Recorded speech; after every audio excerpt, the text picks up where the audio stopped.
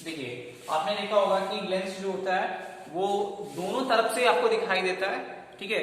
आपने दर्पण देखा है, ये दर्पण आपको पढ़ाया गया, दर्पण में कहा गया कि एक तरफ फालिस होती है, ठीक है। अगर आप दर्पण में देखोगे तो आपको एक तरफ का ही दिखेगा, यानी एक तरफ का ही भाग दिखता है, दूसरी तरफ का भाग नहीं दिखता। लेकिन लेंस ऐसा नहीं होता है। लेंस में क्या होता है, दोनों जो पृष्ठ होते हैं वो दोनों पृष्ठ दिखाई देते हैं, यानी एक तरह से पारदर्शी होता है जिसके हम आर पार देख सकते हैं समान तरीके से, यानी वो समान होता है, समान टाइप का पारदर्शी माध्यम होता है, यानी हम उसको दोनों पृष्ठ जो हैं वो बड़े आराम से देख सकते हैं। यानी एक ऐसा समान पारदर्शी माध्यम, अगर लेंस की डिफिनेशन की बात करें, एक ऐसा समान पारदर्शी माध्यम जो दो गोलीय वृत्त पृष्ठ हो, जिसके पास दो वक्र पृष्ठ हैं, या एक गोलीय वक्र पृष्ठ हो तथा एक समतल पृष्ठ से घिरा हो, उसे हम लेंस कहते हैं। क्या कहते हैं? लेंस। यानी लेंस हमारा एक ऐसा भाग होता है जिसके दोनों माध्यम या दोनों वक्र पृष्ठ जो है हमें ठीक ठाक तरीके से दिखाई देते हैं, ठीक है, या उसके पीछे की वस्तुएं जो हैं हमें दिखाई देती हैं, उससे हम लेंस कहते हैं। क्या कहते हैं? लेंस। अगर पीछे की पॉलिश कर दी जाएगी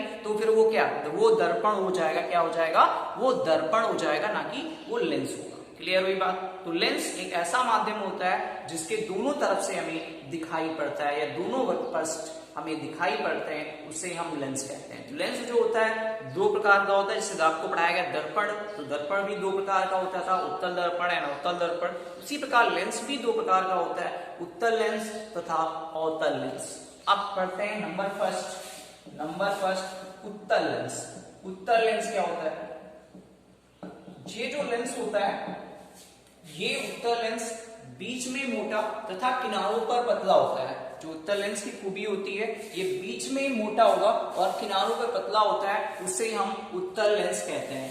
यानी जो लेंस बीच में मोटे तथा किनारों पर पतले होते हैं, उन्हें हम उत्तल लेंस कहते हैं। यानी ऐसा कोई लेंस, देखिए ये जो लेंस है ये वाला, ठीक है। अब देखिए यहाँ पे, अब यहाँ पे किनारों पर पतले हैं, बीच में मोटे हैं, बीच में आपका मोटा रास्ता दिख रहा है और किनारों पर पतला है, तो ये लेंस जो होता है उत्तल लेंस होता है। क्या होता है? उत्तल लेंस होता है। या जो लेंस होता है अभिसारी होता है। अभिसारी क्या होता है? आपने पढ़ा है अपसारी तथा अभिसारी। अभिसारी का मतलब होता है किरणों को समेटना, यानी अगर कहीं से किरणें आ रही हैं, ठीक है, अगर कहीं से किरणें आ रही हैं तो कहीं ना कहीं ये किरणों को क्या करेगा? ये किरणों को एक जगह पे केंद्रित कर देगा या एक जगह पे मिला देगा। इस क्वालिटी के लिए इस लेंस को अभिसारी लेंस भी कह सकते हैं। क्या कह सकते हैं? अभिसारी लेंस कह सकते हैं। समझ में बात आई नहीं है? यानी अनंत से या कहीं से समांतर किरणें आती हैं और लेंस से टकराने के पश्चात, अपवर्तन के पश्चात वो उसके फोकस से होकर गुजर जाती है। इससे गुजर जाती है, फोकस से होकर गुजर जाती है। इसलिए इस लेंस को या इस उत्तल लेंस को अभिसारी लेंस भी कहते हैं। क्लियर हुई बात? नंबर सेकेंड आता है, नंबर सेकेंड अवतल लेंस।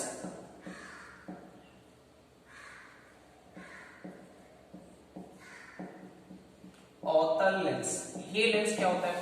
देखिए ये लेंस जो होता है वो किनारों पर मोटा तथा बीच में पतला होता है। क्या होता है? ये लेंस जो होता है किनारों पर मोटा तथा बीच में पतला होता है, इसलिए इसको अवतल लेंस कहते हैं। क्या कहते हैं? अवतल लेंस कहते हैं। इसकी बनावट कुछ ऐसी होती है, सही से ध्यान देना। यानी जो ये लेंस होगा, ये लेंस अवतल लेंस कहलाएगा, क्योंकि ये बीच में पतला है और किनारों पर क्या है? मोटा है, इसलिए इसको हम अवतल लेंस कहते हैं। या इसको हम अपसारी लेंस कहते हैं। अपसारी का मतलब होता है किरणों को फैला देना। वो क्या कर रहा था? उत्तल लेंस किरणों को समेट रहा था, जबकि ये लेंस क्या करेगा? किरणों को फैला देगा। क्या कर देगा? किरणों को फैला देगा। इसलिए इसे अपसारी कहते हैं, अभिसारी नहीं। अपसारी कहेंगे, अभिसारी नहीं। जैसे यहां से कोई अनंत से किरणें आती हैं, ठीक है, ये उसका मुख्य अक्ष है। मान लेते हैं अनंत से किरणें आती है तो किरणों को समेटेगा नहीं, किरणों को और फैला देगा। क्या कर देगा?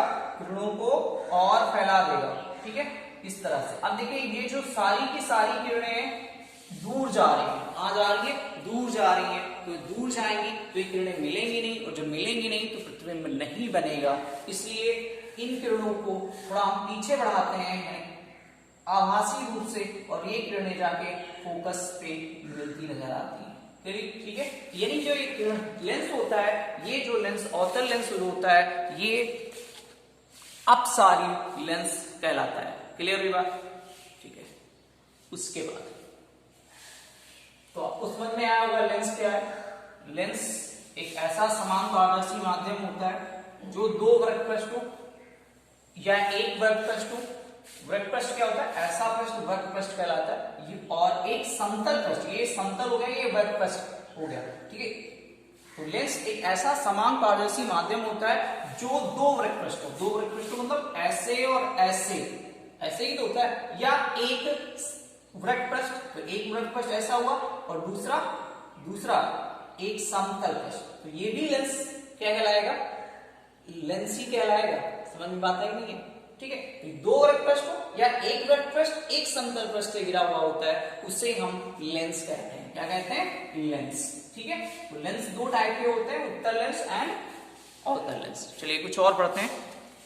लेंसों से संबंधित परिभाषाएं, लेंसों से संबंधित, लेंसों से संबंधित परिभाषाएं, लेंसों से संबंधित परिभाषाएं, ये क्या है? पहला होता है, फर्स्ट हेडिंग आती है, इसकी बहुत सारी जो लेंसों से संबंधित परिभाषाएं हैं, बहुत सारी परिभाषाएं हैं। तो पहली की परिभाषा आप पढ़ लीजिए, जैसे आपने ये पढ़ा है और दर्पण में दर्पण से संबंधित परिभाषाएं। ठीक है, तो यहाँ वही कहानी है कि लेंसों से संबंधित परिभाषाएं हैं। तो पहली हेडिंग आती है मुख्य अक्ष। मुख्य अक्ष क्या होता है? मुख्य अक्ष उसे कहते हैं जो रेखा लेंस के मध्य से गुजरती है, जो रेखा लेंस के मध्य से गुजरती है उसे हम मुख्य अक्ष कहते हैं। या जब वह किरण जो है लेंस के जिस भाग से गुजरती है वहां पे बिना अपवर्तित हुए सीधी निकल जाती है, उसे हम लेंस का मुख्य अक्ष कहते हैं। जैसे मान लीजिए अभी उत्तल लेंस की बात करें, ठीक है, तो उत्तल लेंस ये हो गया। अभी आप ये किरण डालेंगे और अगर ये सीधी निकल गई बिना किसी अपवर्तन के, अगर सीधी निकल गई तो इस लेंस का जो मुख्य अक्ष होगा वो ये होगा। लेकिन ऐसा होता नहीं, मुख्य अक्ष मिडिल में ही होता है, बीच में ही होता है, तभी वहां से जो किरणें हैं वो सीधी निकलती हैं। ठीक है, अन्यथा अगर आप किनारे पे जाएंगे तो किनारे से सीधी नहीं निकलेंगी। इसका मतलब है कि जो किरण लेंस के बीच से होकर, मिडिल से होकर गुजरती है, उस रेखा को हम मुख्य अक्ष कहते हैं। यानी जो ये रेखा होगी, इस रेखा को क्या कहेंगे? मुख्य अक्ष। क्लियर हुई बात? यानी इस रेखा को कहेंगे मुख्य अक्ष। ठीक है, उसके बाद प्रकाशिक केंद्र क्या आता है? प्रकाशिक केंद्र नंबर सेकेंड हेडिंग डालते हैं, नंबर सेकेंड प्रकाशिक केंद्र। प्रकाशिक केंद्र क्या होता है? देखिए, प्रकाशिक केंद्र जो होता है, जो रेखा लेंस के मध्य से होकर गुजरती है, उस बिंदु को, जो रेखा लेंस के मुख्य अक्ष से होकर या मध्य से, लेंस के मध्य से होकर गुजरती है, उस बिंदु को लेंस का प्रकाशिक केंद्र कहते हैं। जैसे ये रेखा लेंस के मध्य से होकर गुजरी, ये इस रेखा को मुख्य अक्ष कहेंगे। लेकिन जो ये बिंदु होगा जहां से लेंस से गुजरी, इस लेंस को हम प्रकाशिक केंद्र कहेंगे। क्या कहेंगे? प्रकाशिक केंद्र। क्लियर हुई बात? इस केंद्र को प्रकाशिक केंद्र कहेंगे। ठीक है, उसके बाद है फोकस बिंदु, फोकस तल। बहुत सारे डिफिनीशन है। ठीक है, चलिए और कुछ पढ़ाते हैं आपको। नंबर थर्ड, इसको हटा देते हैं। हटा दिया, इसको भी हटाते हैं। प्रकाशिक केंद्र हो गया है, इसको प्रकाशिक केंद्र को सी से लिखते हैं। चलिए सी से लिख भी देते हैं हम। ठीक, अभी आप कहोगे कि जो सी है वो वृत्ता केंद्र होता है। चलिए सी हटा देते हैं, इसको ओ से लिख देते हैं। प्रकाशिक केंद्र, ऑब्जेक्ट, फॉर ऑब्जेक्ट। ठीक है, उसके बाद फोकस बिंदु एवं फोकस तल। फोकस नंबर थर्ड हेडिंग है, फोकस बिंदु एवं फोकस तल। फोकस तल, अब फोकस तल का लेंस के दो फोकस बिंदु, लेंस के जो होते हैं दो फोकस बिंदु तथा दो फोकस तल होते हैं। आप कहोगे दो कैसे होते हैं? क्योंकि दर्पण आपने देखा है, दर्पण का केवल एक ही फोकस होता है, हाँ, लेकिन लेंस का दो फोकस होते हैं। क्यों होते हैं? क्योंकि आपने पढ़ा है जो दर्पण होता है उसके बाद केवल एक ही भाग पॉलिश होता है और एक ही भाग फ्री छोड़ा जाता है, जबकि लेंस के दोनों भाग फ्री होते हैं, है ना। तो जो दो भाग हैं फ्री, एक ये हो गया और ये हो गया पृष्ठ। तो जो दो पृष्ठ हैं इसके, तो जाहिर सी बात है दो लेंस भी, सॉरी दो फोकस भी होंगे। यानी पहला फोकस यहां पे बात करें तो ये होगा f1 होगा और दूसरा यहाँ पे f2 होगा। यानी टू टाइप के फोकस होंगे, क्योंकि आप जानते हो लेंस के जो दो पृष्ठ होते हैं और दोनों पारदर्शी होते हैं, इसलिए लेंस के दो फोकस होते हैं। ठीक है।